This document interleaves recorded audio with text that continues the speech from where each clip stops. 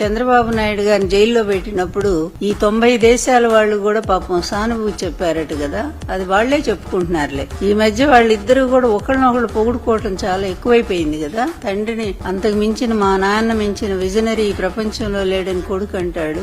నా కొడుకే అన్నీ కనిపెట్టాడు, 10 ఏళ్ల నుంచే అతను కనిపెట్టడం అనేది అతని మేధస్సు తార్కాణం అని చెప్పేమో తండ్రి అంటాడు. ఇలా ఒకళ్ళొకళ్ళు ఎందుకు పొగుడుకుంటున్నారయ్యా అని ఆలోచిస్తే, అలా పొగడకపోతే కొడుకుని ఇంట్లో పెద్ద ప్రాబ్లం వచ్చేటుంది. ఇది కుటుంబ సమస్య, అది మాకు తెలుసు. కుటుంబంలో గొడవలు ఎక్కువైపోయినాయి. ఈయన్ని లోకేష్ ముఖ్యమంత్రిని చేయమని ఒకటే గొడవ ఇంట్లో. అందువల్ల ఏంటంటే ఈయన చెప్పేది ఏంటంటే లోకేష్ ముందు కాస్త అందరికి పరిచయం చేసి అతను గొప్పవాడిని చేసి అతనికి ఒక చరిత్రను సృష్టించి అప్పుడు చేద్దాము అనండి. ఇతనికే చరిత్ర లేదు, కొడుకు చరిత్ర సృష్టిస్తాడు. ఇతని చరిత్ర చాలా గొప్పగా ఉందిలే. చంద్రబాబు గారి చరిత్ర, ఇతను పుట్టిన దగ్గర నుంచి అబద్దాలతోనే పుట్టాడు, అబద్దాలతోనే పెరిగాడు, అబద్దాల్లోనే జీవిస్తున్నాడు, అబద్దాల్లోనే మరణిస్తాడు.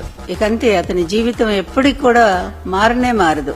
ఎన్ని డ్రామాలండి. సింగపూర్ పోతే ఒక డ్రామా, సింగపూర్ నుంచి వస్తే ఒక డ్రామా, తర్వాత వేరే స్విట్జర్లాండ్ పోతే ఒక డ్రామా, స్విట్జర్లాండ్ నుంచి వచ్చాక ఒక డ్రామా, ఇతరుల మీద, ఇతర పార్టీ వాళ్ళ మీద కేసులు పెట్టడానికి పెద్ద డ్రామాలు. ఈ లిక్కర్ కేసు చూస్తానే రోజుకు పెద్ద డ్రామాలు. ఆస్కార్ అవార్డు ఇచ్చేంత స్థాయిలో ఈ రోజు చంద్రబాబు నాయుడు గారు, అతని కొడుకు నటన ఇంకెందుకులేండి, అంత అద్భుతంగా, అంత సహజంగా నటిస్తా ఉన్నారు వాళ్ళు.